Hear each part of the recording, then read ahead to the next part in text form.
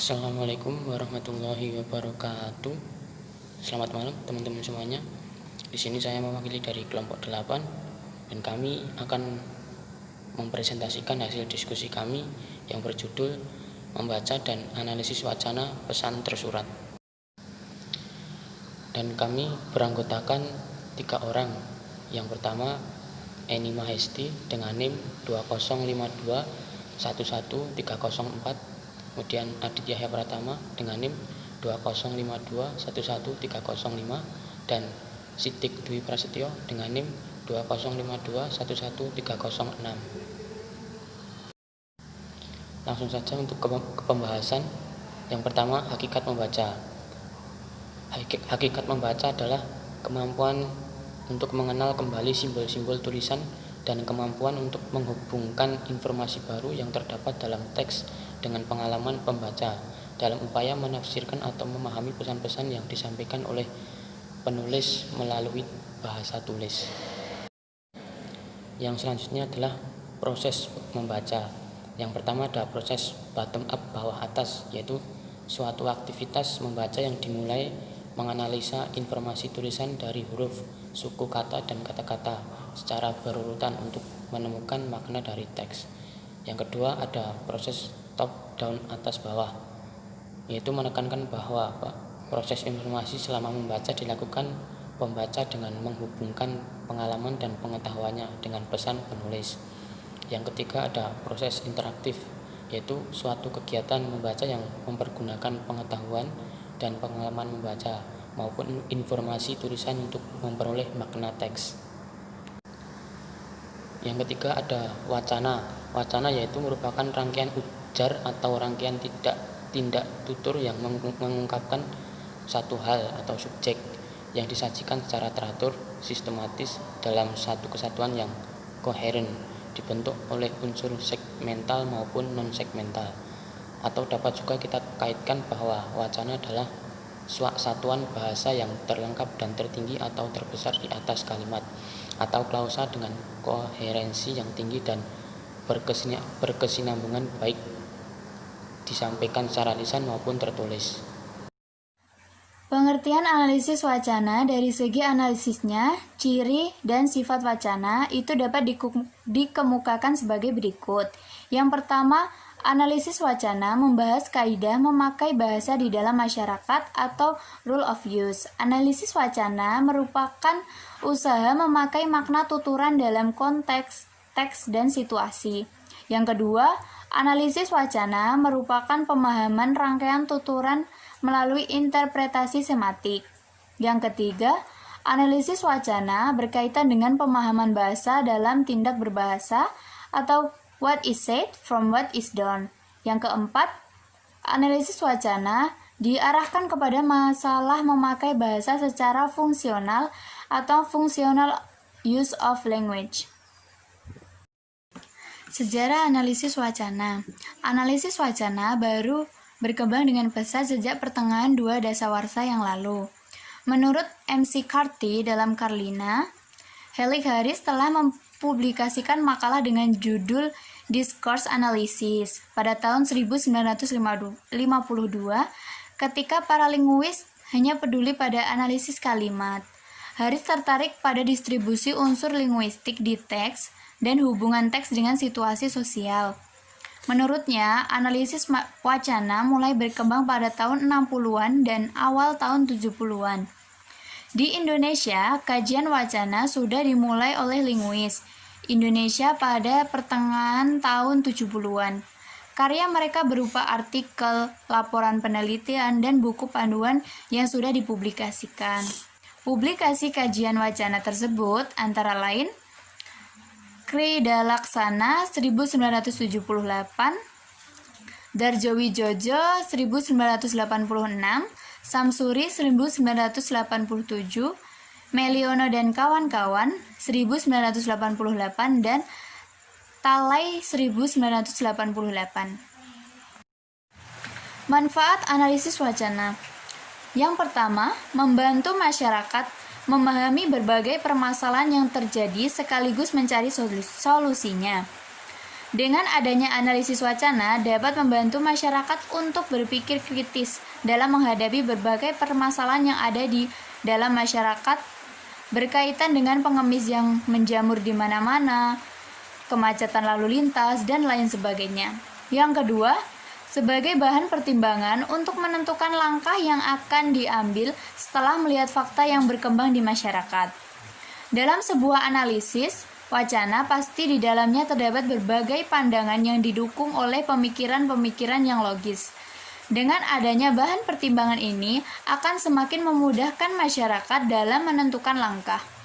Yang ketiga, kajian wacana dapat mengungkapkan berbagai fakta, idealisme yang tersirat dalam sebuah wacana guna mengetahui maksud dan tujuan penulis wacana tersebut.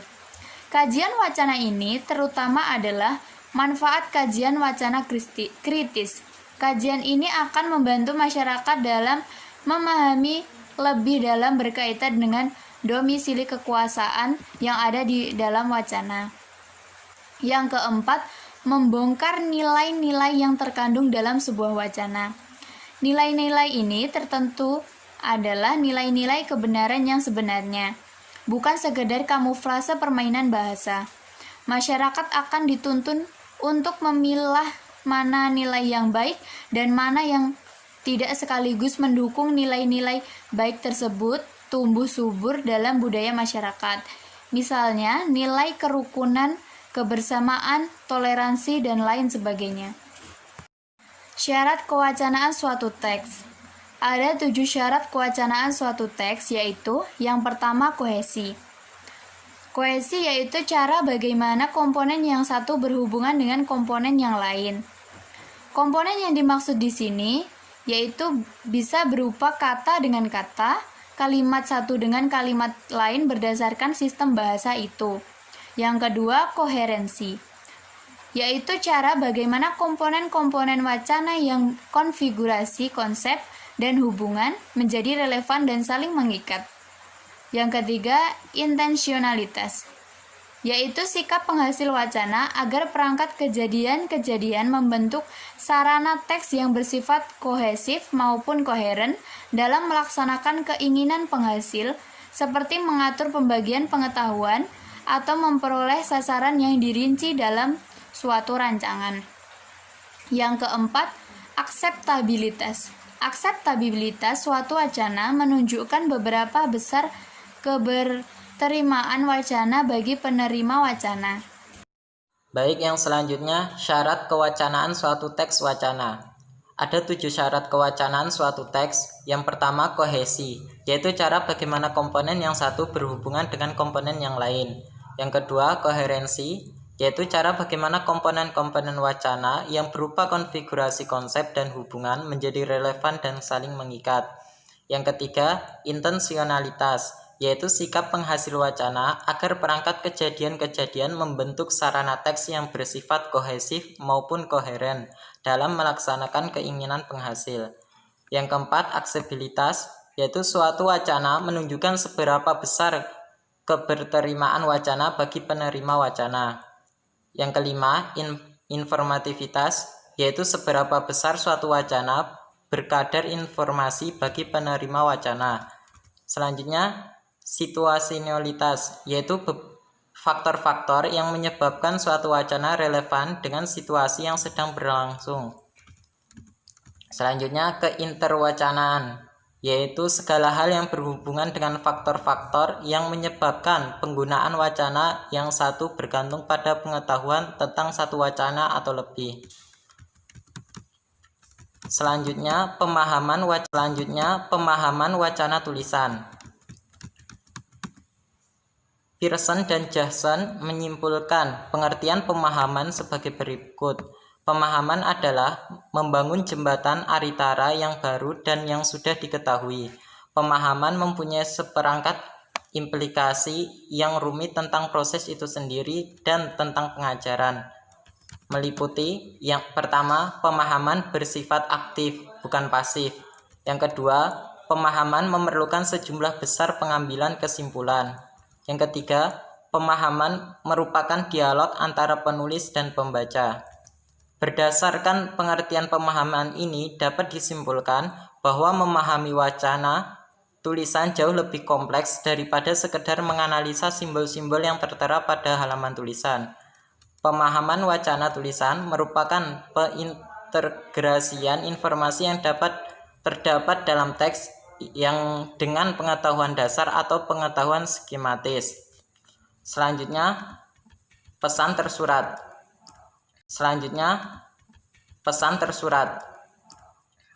Pesan tersurat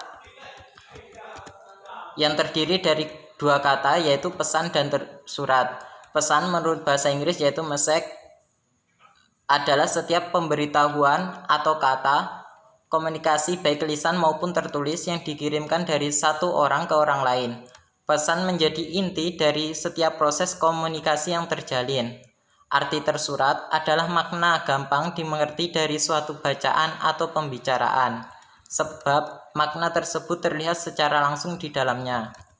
Maka dapat disimpulkan, pesan tersurat adalah suatu hal yang disampaikan secara jelas dan dapat dipahami sebagaimana adanya, apakah tertulis ataupun diucapkan. Contoh kalimat pesan tersurat, saya bahagia saat kamu ada di sini. Contoh lainnya, aku melihat dia kemarin di taman bunga. Kalimat tersurat jauh lebih mudah dipahami daripada kalimat tersirat. Perlu adanya kemampuan untuk dapat paham agar mengetahui kesimpulan makna pesan tersirat dari suatu pembicaraan atau tulisan. Terkadang kalimat tersurat dianggap terlalu kasar, sebaliknya kalimat tersirat justru lebih terdengar sopan.